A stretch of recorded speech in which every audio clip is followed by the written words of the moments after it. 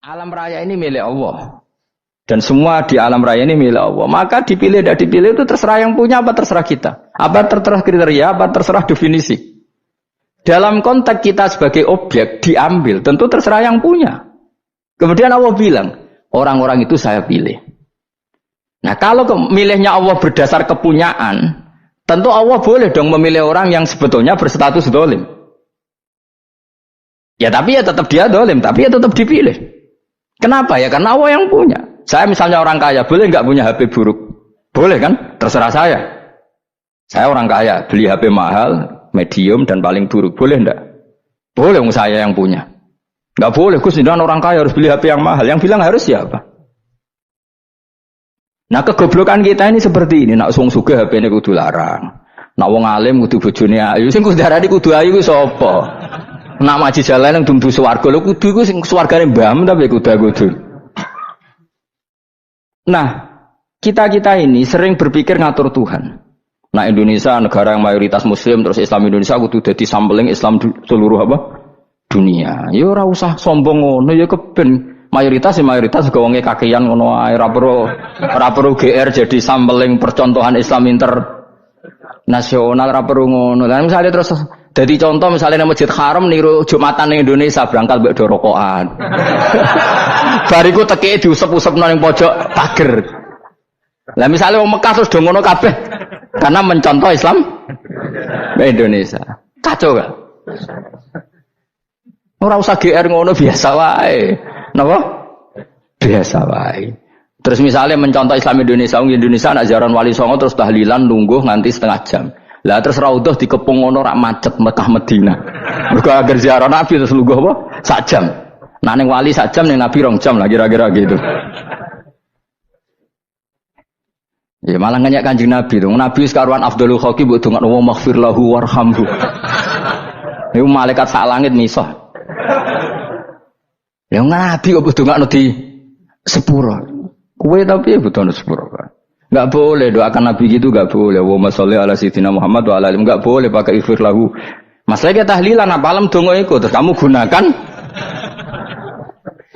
Ya misalnya terjadi percontohan Islam dunia terus Nabi kapundhut ditalkin, nek ditakoki waman rabbuka piye. Terus Nabi warai waman nabiyuka. Mesti Nabi yo pro, lah aku Nabi coba takoki.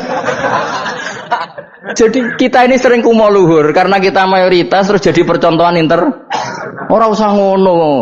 Paham ya napa? Ndak usah ngono, mayoritas ya mayoritas ae, tapi ora usah GR jadi apa? Percontohan internasional. Mungkin kalau masalah Islam damai ya bagus. Tapi itu kan tidak hanya Indonesia. Di mana-mana yang Islam damai juga banyak dan yang tukaran juga banyak. Toh yang tukaran nggak pernah maklumatkan diri ini percontohan janda. Ya biasa saja. Saya ulang lagi ya.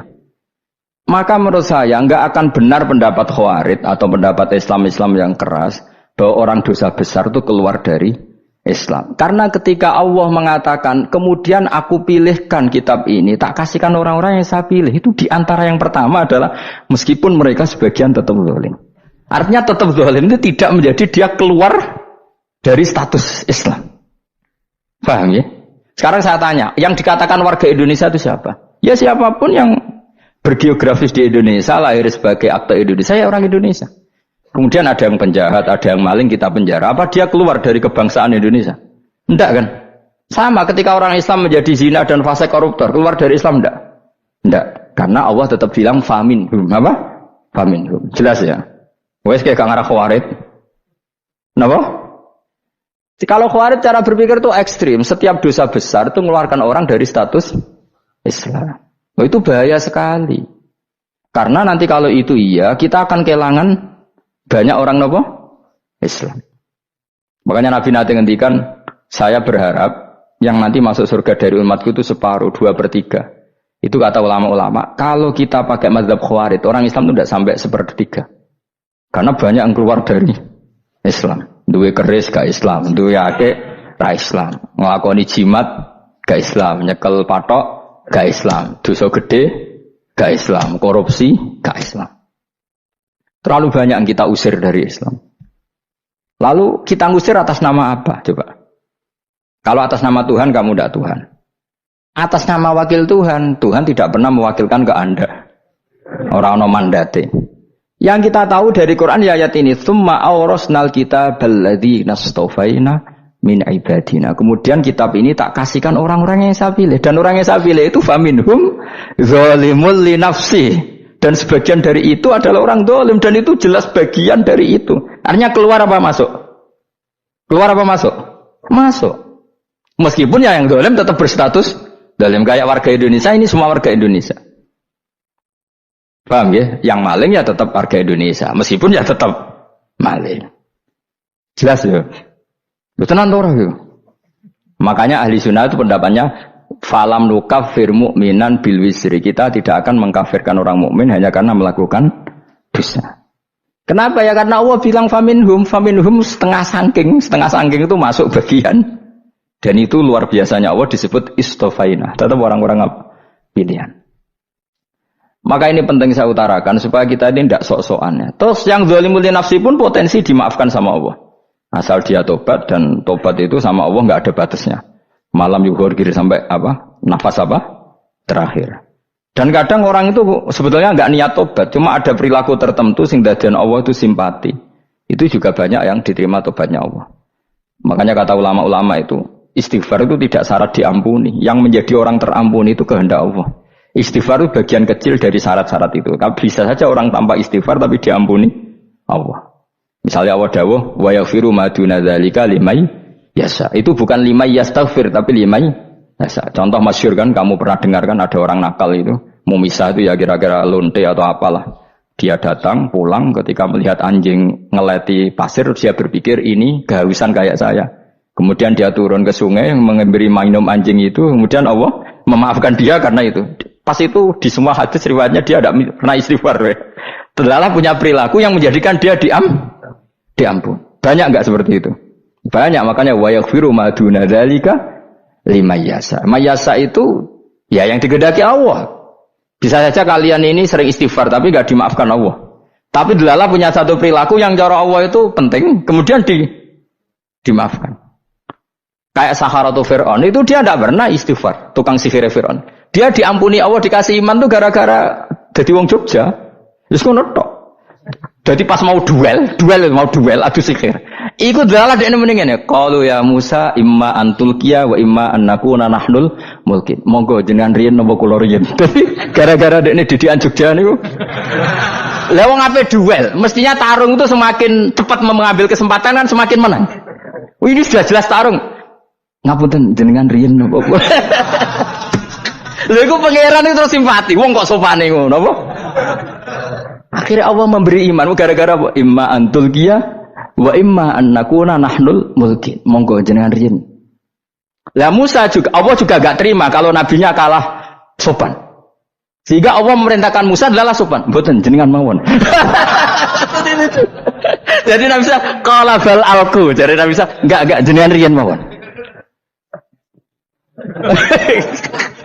Jadi coba, itu kan unik. Dia tidak ingin diampuni Allah, tapi adalah dia sebenarnya satu perilaku yang menjadikan Allah itu simpati, yaitu kesopanan dia dengan Nabi Musa. Imma antulqiya wa imma annakuna nahnul. Nabi Musa juga bilang qala bal alqumu go jenengan riyen mawon. Akhirnya sakit, nggih nak ngoten. Makanya Fir'aun itu mangkelnya bukan main. Ketika pertunjukan itu akhirnya kan Saharatu Fir'aun kan kalah. Setelah kalah langsung iman. Maka kata Fir'aun, ini jelas Musa itu guru kamu. Cuma pura-pura saja kamu pro saya. Lah buktinya apa? Jari buktinya tadi monggo-monggonan gitu. Makanya Fir'aun bilang, innahu lakabirukumul ladzi 'allamakumus sihr. Wah, itu mesti Musa itu gurumu. Padahal dia gak kenal sama sekali. Cuma gara-gara monggo-monggonan tadi itu akhirnya terus pikirannya Fir'aun, wah, mesti wis kenal suwi, mau gayane tok. Mergo gara-gara monggo jenengan riyen. Mboten monggo jenengan. Jadi makanya sampean jangan putus asa. Makanya keliru sekali kalau kita bilang diampuni Allah nunggu istighfar. Enggak. Tentu istighfar penting, kita sepakat. Istighfar itu penting, kita sepakat. Tapi itu tidak satu cara-caranya Allah untuk orang bisa diampuni. Nabi misalnya ngendikan ana wa kafilul yatim kahateni fil jannah. Coba. Orang sering istighfar sama kafilul yatim, kira-kira surganya cepat mana? Cepat kafirul yatim meskipun enggak istighfar. Boleh istighfar terus tapi medit ra karuan. Tak jamin pun rokok alamatnya medit jelas nen rokok aku roh. Jelas. Al-bakhil qaribun minan nar, jelas alamatnya deket-deket situ lah, paham ya? Wis jelas as-sakhi qaribun minallah, qaribun minan nas, baitun minan nar. Nah al-bakhil baitun minallah, baitun minal jannah, qaribun minan nar. Jadi wong medhit itu ya deket-deket situ alamatnya sudah jelas deket-deket neraka. Ana wa kafirul yatim kahataini fil. Berapa? Apa semua yang dimaafkan Allah Nabi nyebut syaratnya istighfar? Kebanyakan malah enggak. Orang alim misalnya. Makanya orang alim kalau jarang istighfar kamu enggak usah iri. Orang alim itu mulang tok, itu langit bumi mintakan ampun. Wa innal alima la yastaghfiru lahu man fis samawati wa man fil ard hatta al khitan fil bahr. Orang alim itu otomatis dimintakan maaf oleh langit dan bumi sampai iwak ning laut. Mengapa jendur Gus Pak jarang istighfar? Aku sing istighfar iso akeh sembrono. Langit bumi no. Mulane kula nu jarang istighfar bukan karena saya sombong, memanfaatkan istighfar mereka, no? Dan saya yakin itu lebih mandi timbang istighfar saya. Ngon koman fis samawati nglebokno Jibril, Mikail, orang-orang keren, no? Makhluk-makhluk no? Keren. Saya baru cari hadis yang wa innal muta'allim sing ijek belajar tapi belum ketemu. Nanti kalau ketemu tak kasih tahu apa? Karena hadisnya yang saya baca masih wa innal alim apa? Orang alim jadi agak ketat. Nah, nanti kalau sudah ketemu wa innal muta'allima. Nanti dicari. Tapi pasti palsu kalau ada itu. Karena semua tagnya itu apa? Alim. Atau ya kamu alim dibanding yang di bawahnya. Ya semoga itu masuk apa? Jadi dibanding orang Papua kan wis alim. Saya ulang lagi ya, ini penting sekali. Jadi latihlah jangan punya gerakan takfiri orang lain dianggap kafir, orang lain dianggap kafir karena Allah tidak pernah mengusir hambanya. Meskipun apapun salah dia, kata Allah tetap faminhum. Apa? Faminhum. Hum itu rujuknya ke yang depan. Jadi termasuk orang-orang yang saya pilih adalah faminhum zalimul li nafsi. Tetap dia di arena itu. Nisbatnya Islam ya tetap di area Islam itu. Meskipun yang ya kayak warga Indonesia coba. Warga Indonesia itu siapa? Yang terlahir di Indonesia dan ber-KTP kartu keluarga Indonesia sudah. Nanti tentu yang bajingan tetap bajingan, yang koruptor tetap koruptor. Tapi menjadi warga Indonesia terus keluar dari warga Indonesia. Tetap warga Indonesia. Kira-kira seperti itulah analoginya. Tetap istofaina, tapi tetap berstatus faminhum dalim. Tapi rujuknya kan tetap faminhum ikut setengah sangking alladinas tofaina. Mulane ngaji sing tenanan. Kowe ora usah anut khawarit. Khawarit ku apa ngamukan. Sithik-sithik wong liya salah yo apa-apanan. Loh saya juga mangkel be wong dolim. Semua orang soleh mangkel be wong dolim. Tapi ya dihukum saja. Misalnya dalam Islam ada kisos, ada had, ada hadul qadzab, hadus sariko. Ya hukuman ya hukuman saja. Tapi hukuman itu tidak bisa menghilangkan status. Ya sama seperti manusia tetap manusia. Meskipun apapun dia ya manusia. Ya tadi misalnya manusia itu siapa? Ya manusia itu ya manusia.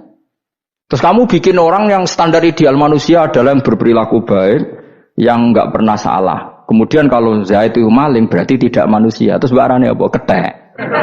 Tidak bisa. Makanya kembali lagi dinul aja. Kamu bikin definisi manusia itu tidak usah seangkuh itu. Manusia seperti ini manusia ya sudah. Maling ya manusia, orang soleh ya manusia, orang sedengan ya manusia. Lelaki itu apa? Yang punya alat kelamin penis itu lelaki titik sudah. Sehingga nanti warisannya ya dia lelaki. Sholatnya dia bergaya. Kamu tidak usah bilang gini, lelaki adalah yang cakap memimpin, yang maco, yang kuat. Jika kalau tidak seperti itu namanya perempuan. Terus kamu membolehkan yang seperti ini jadi makmumnya perempuan. Imamnya perempuan sing maco. Kacau enggak kalau agama nuruti logika-logika itu? Enggak jawab aja. Kacau. Lalu lucunya sekarang banyak kecerdasan yang mengarah ke sana. Makanya agama ini jadi kacau. Karena sudah ada dinul ajais. Agama ini agama ummi.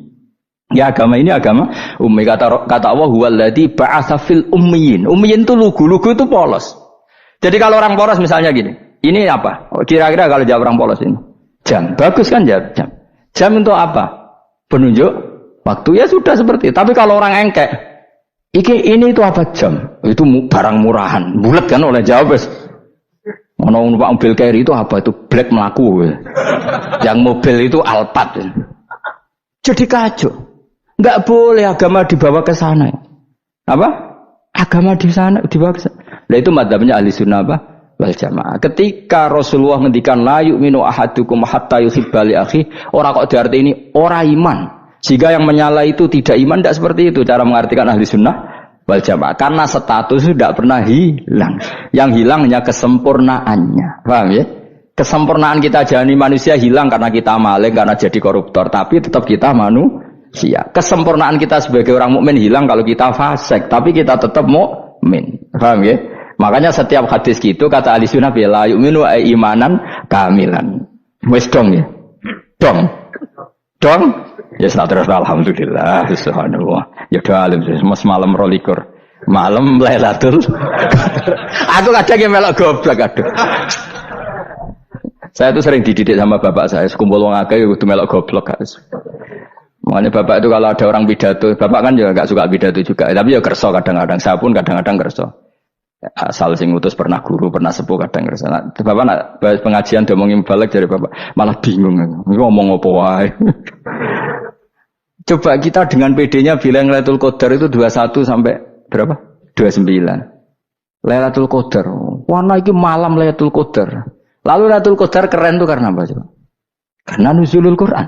Lalu nuzulul Quran tanggal 17. Lalu Lailatul Qadar tanggal berapa? Oh, ada nih. Alhamdulillah. Tapi ini jangan jadi keiskalan yang masif itu sudah difitnah itu. Cara Gus Bak, ya cara Gus Bak cara Quran ngawur gitu. Sembrono. Memang aku tidak pendapat tentang Quran dan ayatnya seperti itu. Maka yang benar, Lailatul Qadar itu kata ulama-ulama dulu, orang yang beramal soleh, ya itu sudah anggap saja dapat Lailatul Qadar. Ora usah ndelok esuk-esuk ndelok srengenge blerengen ta ora. Nek ora blerengen berarti untuk Lailatul Qadar. Jan mendung kan blereng iki. Terus bengi angite sayup-sayup. Anggere dini hari ya sayup-sayup blok-blok aneh-aneh wae. Lah nek pikir sego ora, berarti wong laut gak taran untuk Lailatul Qadar, ke segoro gitu langine bianter. Lah nek ning Dieng ya mesti sayup. Mau angin dok gunung wis kesel tadi terus sayup-sayup. Gawe ukuran ojo ngono, gawe ukuran ngono rak wong Dieng luwih ngrasa entuk Lailatul Qadar timbang wong Segoro Kidul. Segoro Kidul angine apa? Buanter. Padahal alamate piye?